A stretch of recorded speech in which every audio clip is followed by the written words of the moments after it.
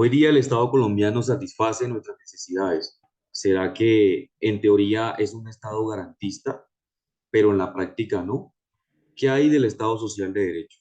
Mi nombre es Jaime José Pérez Villadiego y el día de hoy te voy a hablar de las 6 tesis en torno al concepto de Estado social de derecho.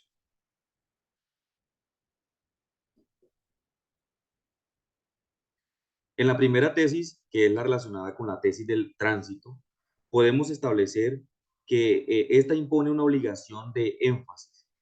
Repasemos todas esas ideas. En primer lugar, la idea de que el Estado social no nace para el constitucionalismo colombiano en el año del 91. Algunas referencias a los influjos del constitucionalismo occidental en nuestras instituciones durante el siglo XX son reconocidas en el discurso de la Corte, en especial el relacionado con la reforma de 1936, que esta se trata específicamente de donde inaugura la intervención del Estado en la economía.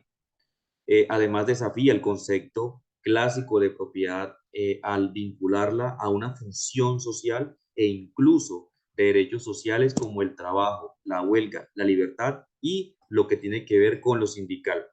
En el segundo lugar, la idea según el cual el Estado Social de Derecho es una creación novedosa para el constitucionalismo colombiano. Eso puede ser atribuible a dos factores. Uno, el diseño constitucional plasmado en el texto de la Constitución y al papel activo de la Corte Constitucional, que a medida que ha resuelto los asuntos que llevan a partir de esta segunda idea, es posible afirmar que si el conocimiento, además de razones para afirmar que la construcción ha existido un tránsito, esto se pone de manifiesto en la del concepto que ha tenido un carácter autónomo y singular. Notable diferencia entre la jurisprudencia constitucional de lo propio de la cultura jurídica colombiana.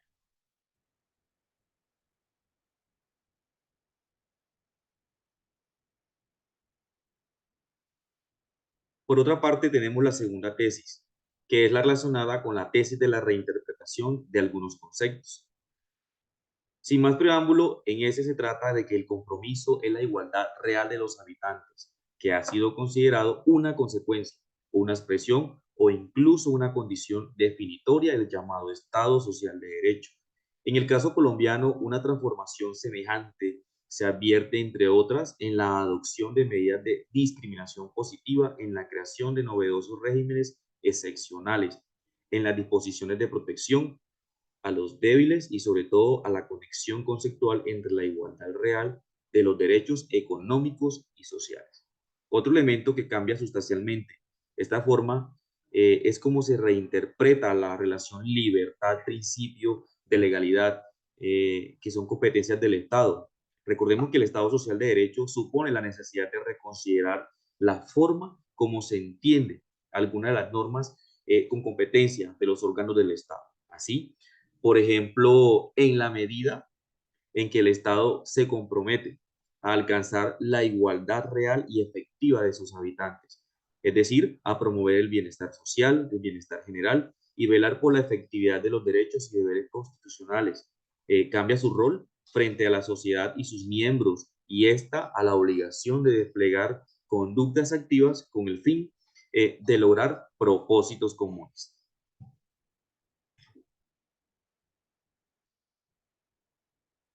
El ejemplo más emblemático de esta transformación es el efecto radiador, que consiste en que encontramos el concepto de igualdad, el significado y la proyección de la igualdad se ensanchan gracias a la inclusión de la disposición que cualifica eh, a la igualdad como real y efectiva, que se suma a la tradicional igualdad formal de trato o ante la ley.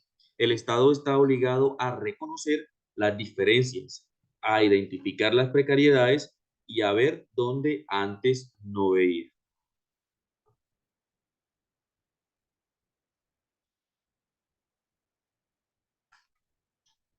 Seguimos con la tercera tesis, que es la tesis de la neutralización ideológica. En esta tenemos que es la primera aproximación a esta idea que la pone de manifiesto la Corte en la alusión a formas o modelos de estados diferentes, que permitan la reafirmación del modelo que adoptan por la Constitución. Tenemos un ejemplo, por ejemplo, cuando la Corte es enfática en rechazar la sinomía entre un Estado social y Estado de bienestar. Una situación similar sucede con el llamado Estado paternalista o el Estado asistencialista, que en términos ideológicos no hay aproximación ni al modelo de Estado liberal ensayando en las constituciones colombianas del siglo XIX, ni tampoco al Estado socialista, realidad que ha sido además extraña a nuestra tradición constitucional. Pero la idea de la neutralización ideológica se aterriza en algunos puntos neurálgicos, así por ejemplo en el caso de los servidores públicos.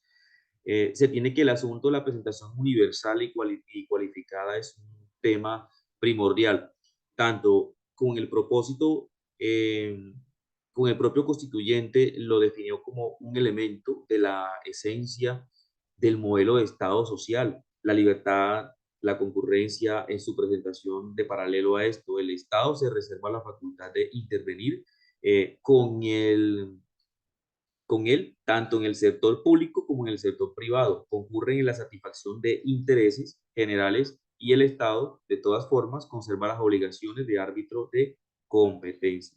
La parte defensora de los intereses de los usuarios y de agentes prestadores en situaciones de ineficiencia. Otro de los puntos neurálgicos está relacionado con la obligación de garantizar contenidos mínimos de bienestar. Ese compromiso con los más débiles en términos materiales fue un asunto que en alguna medida la Constitución dejó por fuera del deber político y en el cual la Corte insistió con asiduidad. En ese sentido, la cláusula del Estado social neutraliza las ideologías por un lado, me permite que ciertas mayorías en los órganos políticos desconozcan institutos de garantía como la propiedad del gasto público social, el deber de progresividad en su incremento o la atención de la presentación de contenido económico y social en sus contenidos mínimos. Por otro lado, tenemos la cuarta tesis, la que se relaciona con la tesis de la unidad en sentido del orden jurídico. Este punto de manifiesto alguno de las funciones usualmente atribuidas a los principios jurídicos, que son aquellos reconocidos que el Estado social de derecho, tales como las funciones son, que son la caracterización axiológica de un conjunto de reglas que pretenden la regulación de alguna materia y la pretensión de que dicho conjunto resguarde cierta armonía mediante la definición y finalidades de y la garantía de la coherencia.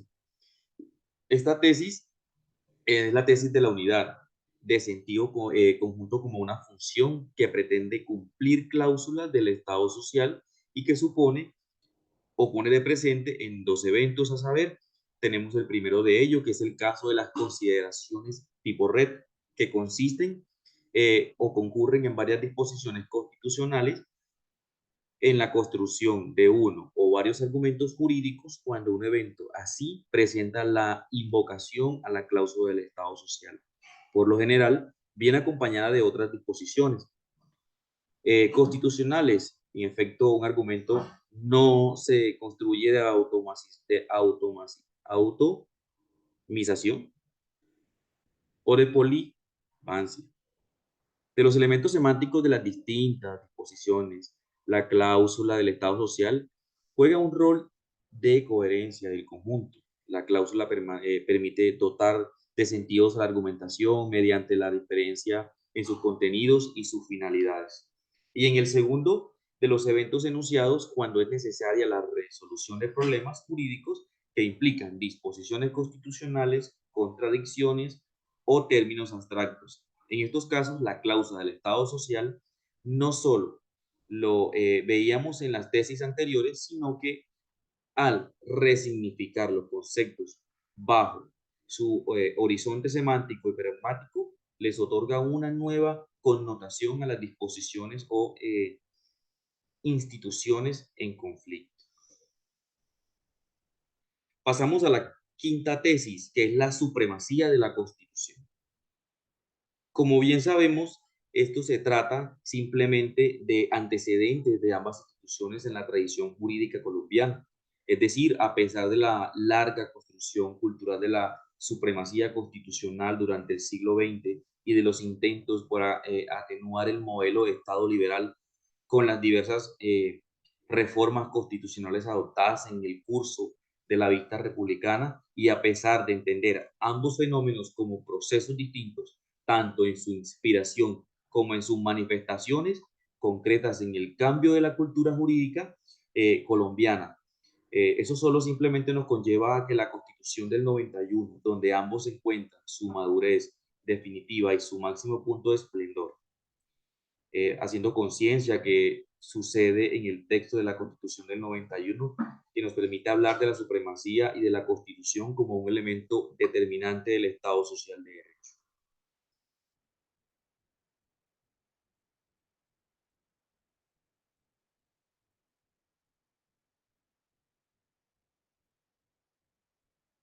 Y por último, tenemos la sexta tesis, la tesis de la inexistencia de poderes ilimitados. Esta simplemente se refiere a que la tesis ha sido sostenida por la Corte en algunas de sus decisiones más polémicas y heterodoxas. Por ejemplo, tenemos la que han supuesto la ruptura con prácticas constitucionales atavicas, como en el caso del control de fondo, a los decretos, a la declaración del estado de excepción, las que han remodelado la teoría del poder constituyente y han revolucionado una dogmática propia de la materia y que las han enfrentado a las jurisdicciones en torno a esa idea de supremacía de los derechos fundamentales y la seguridad jurídica de todos. También tenemos que han convocado como un responsable directo de la violación de la Constitución a los particulares no titulares de poder público alguno, pero que también han sido sostenidas en casos donde los problemas jurídicos no giraban en torno o solamente a los límites del poder público, y en casos de una densidad o de una trascendencia relativamente menor, pero no por ello menos importante.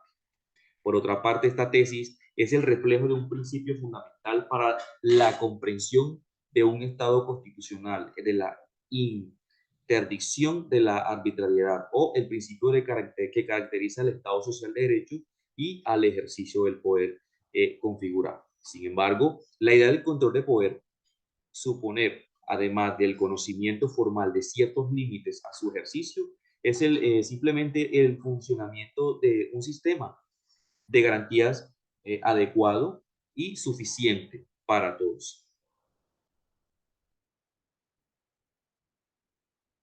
Muchas gracias.